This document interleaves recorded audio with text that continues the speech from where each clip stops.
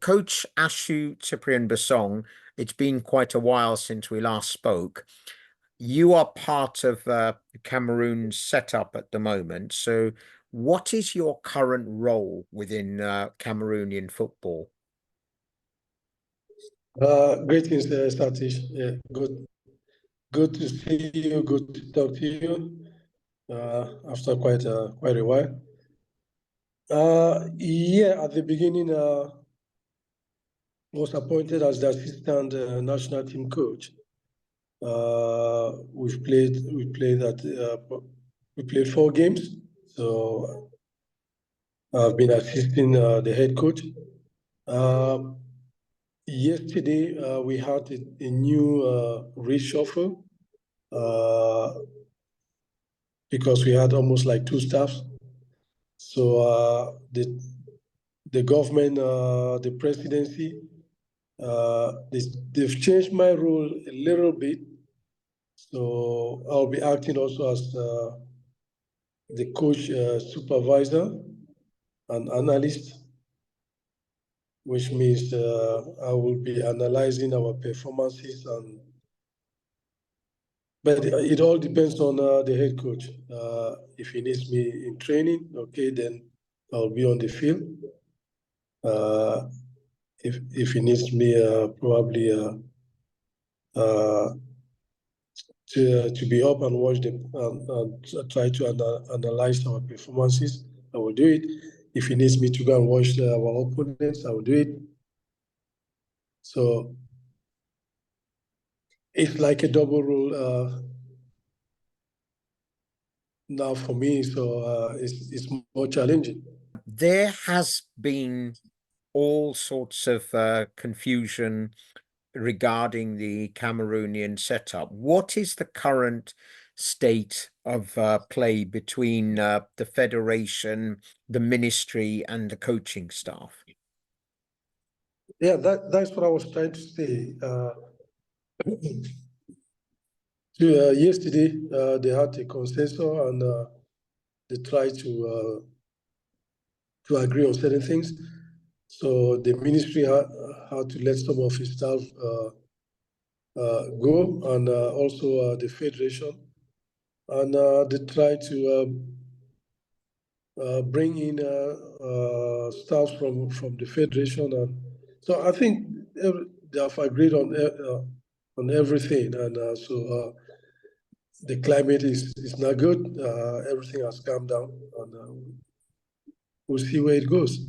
How are things going within the preparation? Because you've got an AFCON coming up, you've got qualification for that, and you've got qualification for the CHAN, and eventually you'll have World Cup qualification coming as well. How does this affect players, the coaching staff, even the supporters and people within Cameroonian football? I think the last 4 games we played under this environment has been very troublesome. It's so difficult to work when there's no serenity and there is no really that agreement, and both players and staff, everyone, you get confused and you get into loggerheads with your own brothers, your own countrymen, which sometimes it's very poor to see it, especially when we go to play like in Angola or to in Kampala against Zimbabwe, and they could stand aside and see us fighting against ourselves. So it doesn't really look motivating. It doesn't look it looks very stupid. I could just tell me that way. It looks very stupid, and that also play in our performances, because you could see the players, the shoulder dropping, head bowing, and it's no good thing for anyone. I will never advise any federation to go through these things.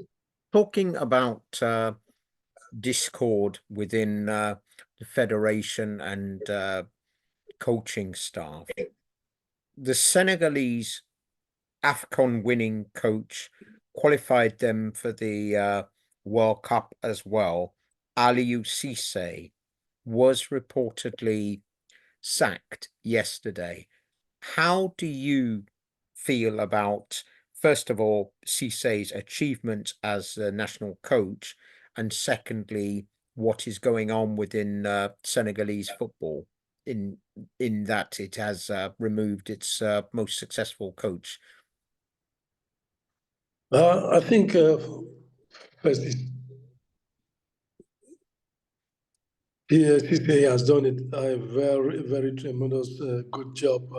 The national team since he got in there, he has built that team from scratch. He has taken them. At one point, they even overperformed. So he's still a great coach. I think he's a legend. He's a legend in Senegal, and we all respect his achievement. As you see in football, sometimes it gets to a certain point. You need probably new person, new blood, new voice. I think probably that's where Senegal got to, and they've decided that they need that change. So, but I think Cissé will still be high up there because he achieved a lot with that, and not just achieving, but with a certain style of play and freedom for those players. So I think it's also sometimes good for him to take that break and maybe come back more stronger. Do you see it as an advantage or disadvantage to other African teams, especially Cameroon, that one of the most successful coaches in Africa in recent times, at least, has lost his job, and that Senegal effectively will be starting again with a new coach? I think he just sent a message. It's just sent a message out that we are all in a business that is about winning, and when the winning is not there, when the performance is doesn't match what the people are expecting, that is the consequence. So I think in Europe, the Europeans already know about that. Whoever you are, whatever achievement, what you achieved yesterday won't guarantee you a job today, because you still need to perform. You still need to go out there, get results, get your group together, and bring in results. But I think Cissé is a very experienced coach, and he will come back stronger. Probably he might get other federations knocking at his door. So I think a little bit of rest will do him good. But as I said earlier, he built a very good and good playing team with the way they go about winning games, and which was especially during the AFCON was great. You got your start in coaching under the mentorship of the late Sven-Göran Eriksson. How important was he to your development as a coach, and what do you think about him and his contribution to football as a whole? Sven, may his soul rest in peace. Sven, as a man, he was a great person. He was a great person, and just the way he goes around when it comes to football, it was just an eye-opening period for me. The time that I spent with Sven, I don't think I ever saw Sven even get angry.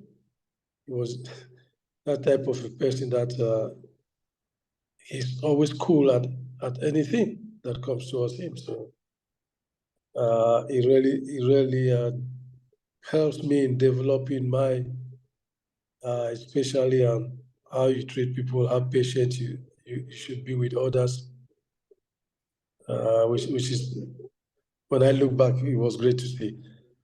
I think what Sven did is now that most people are really realizing what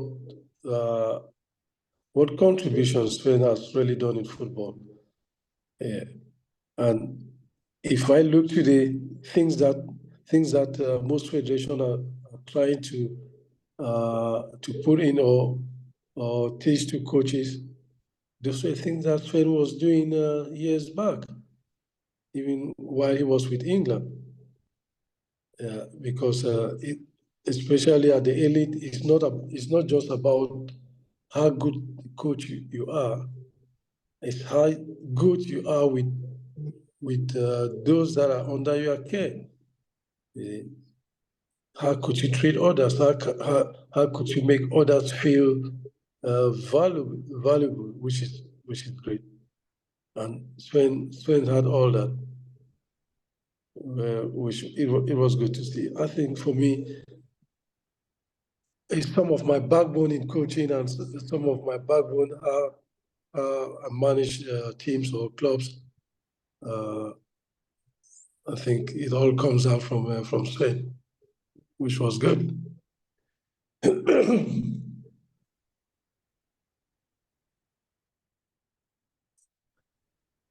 What about your own personal ambitions? You've coached Cameroon's under-20s.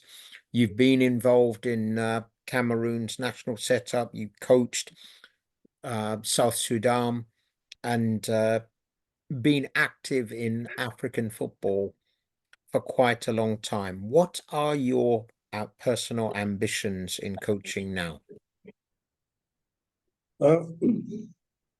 I think my goal is always to get back as the head coach, not just in Cameroon, but within African federations, and I'll always look forward to that. I enjoy my time, especially when I was with South Sudan. I think I would love to manage another federation. But one of the powerhouse, that would be my goal. And I think for now I got experience, and I've learned a lot in African football, because it's totally quite different from our European setting. I'll be happy to take on another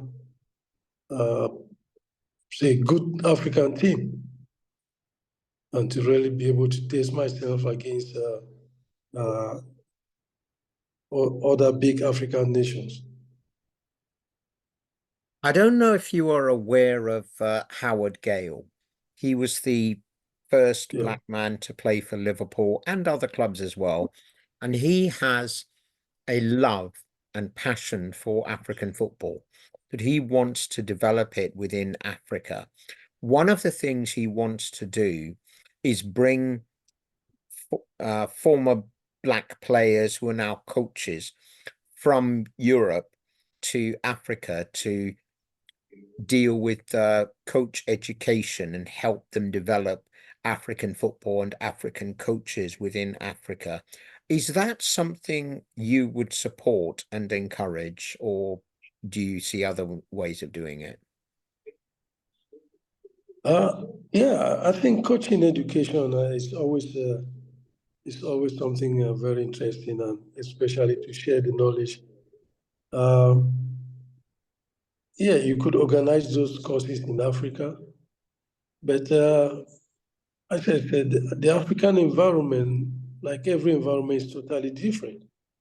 Okay, it's the same football, but how you go about it in Africa is totally it's almost different how you do it in Asia, and not to talk of in Europe. Even in Europe, country to country, they still have different ways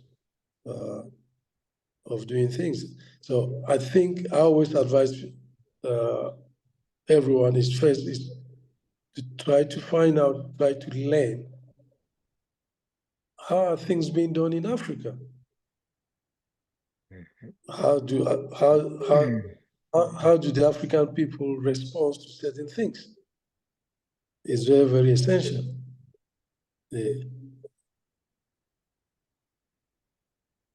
Because you could come to Africa, you could bring the UEFA syllabus, but will these coaches understand it? That is the big question. They might say yes. But will they understand it? Will they take? Because most of these coaches, they haven't gone through that.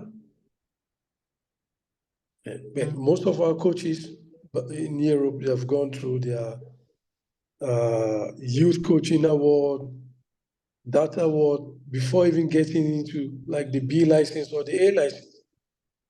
So they have a lot of experience. They've already know those basic things. And in most African countries, the coaches, even the basic thing, those basics that you learn from youth coaching awards and all that, they don't have it. Do you see coach education led by people such as Howard Gale as something that would help to benefit Cameroonian football and young Cameroonian coaches in particular? It's good. The idea is good, but Cameroon is a powerhouse in Africa, in African football, and the level of coaching education is also very high. We have a lot of Cameroonians doing the CAF A license, CAF B license. So I think such thing will work mostly with the low-ranking African teams like Djibouti, like Somali, like South Sudan, like probably Central African Republic, Chad. Yeah, those average teams, average country. But a country like Cameroon, almost everything is developed. The coaching syllabus are there. Everything is in place, and we have so many coaches with CAF A license and even UEFA Pro license. We got so many Cameroonians with that. You have been involved in coaching in both Djibouti and South Sudan. What do you think they need in order to develop their football and also their coaching? I think they still need a lot. South Sudan has improved from the first time I stepped my foot in South Sudan.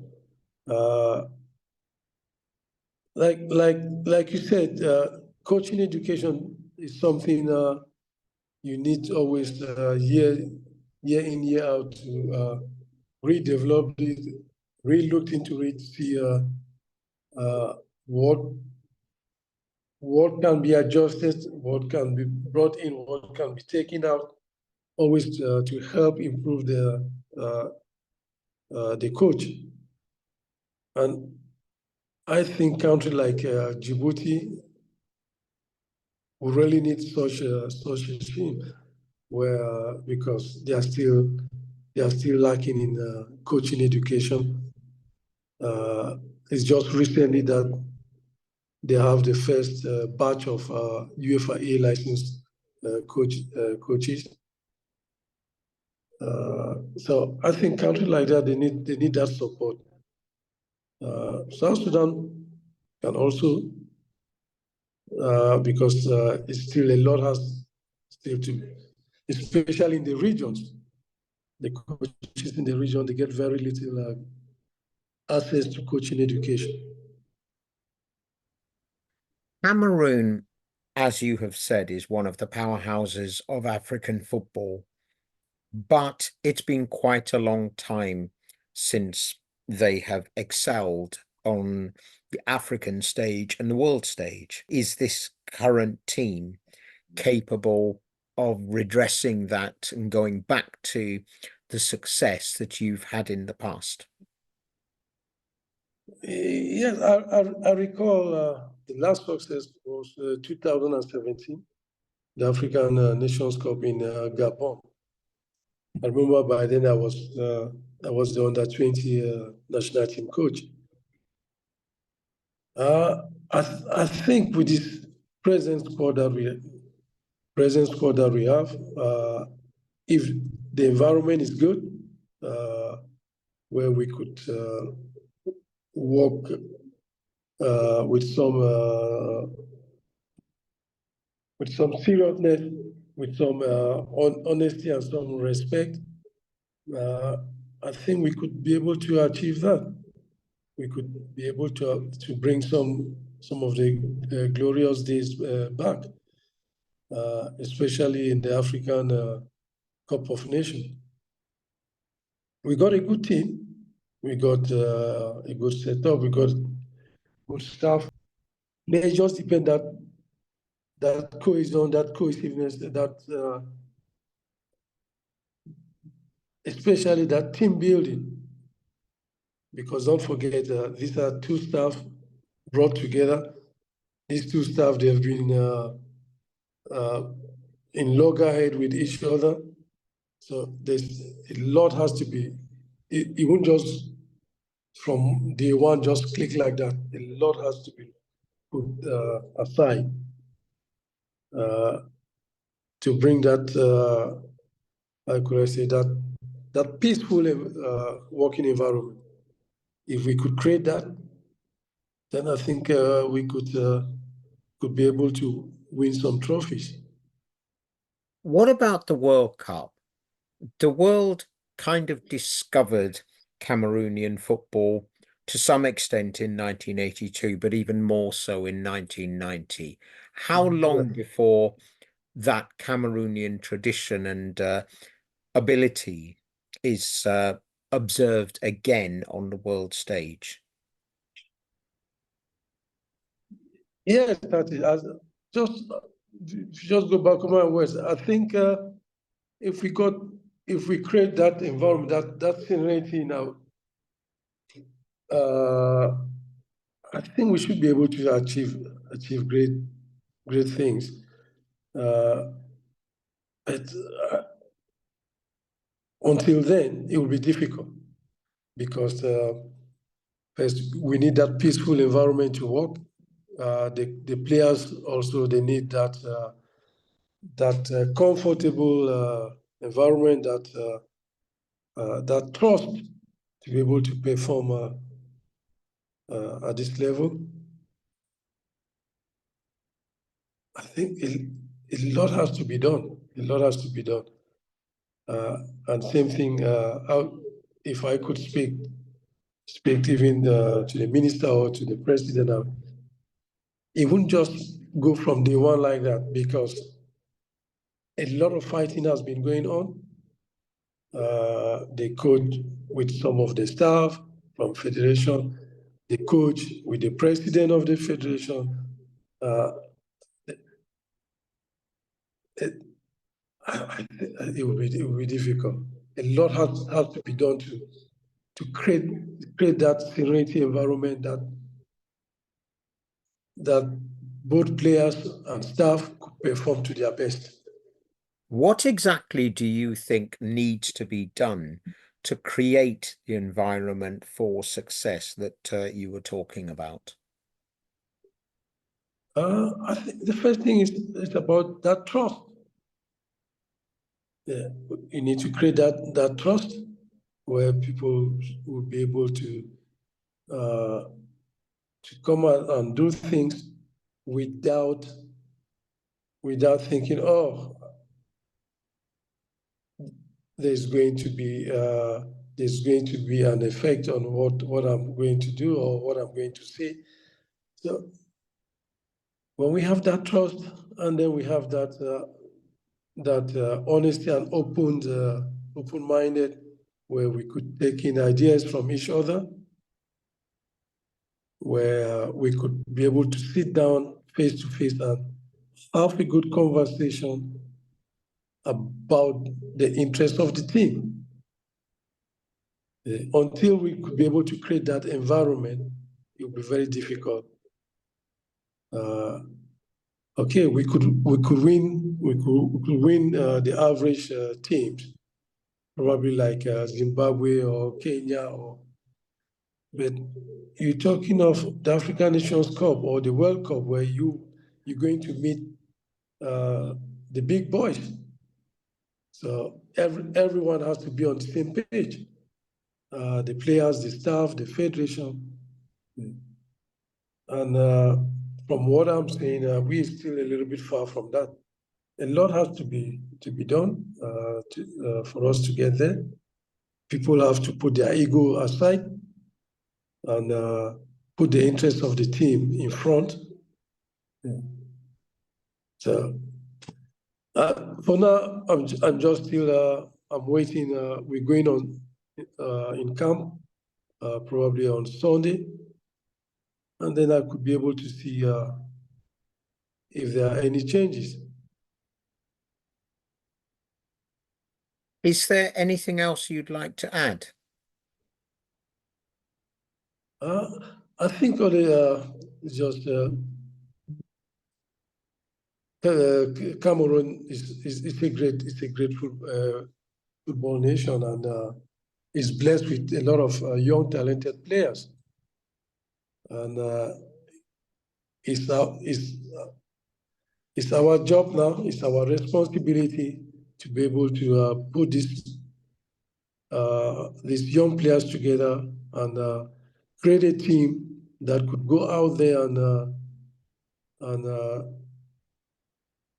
and bring honor to the people of Cameroon, because that is what these people, that is what they live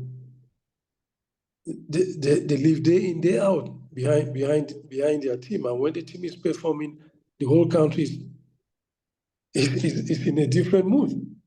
Everyone is happy. Cameroon is just about football.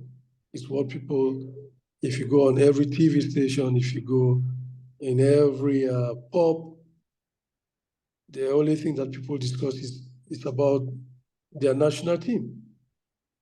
So I think it's our duty now to be able to create a team that will bring success, that will bring happiness, that will bring result, good performance, that will cheer the population up. And we are capable of that. But as I said, until we create that environment where these players could go out and perform, or could be able to express themselves without fear of attributions or fear of revenge, until we create that, then we could be able to achieve things. Ashu Besong, thank you very much. Thank you, Satish. Thank you, Satish. Thank you for your time.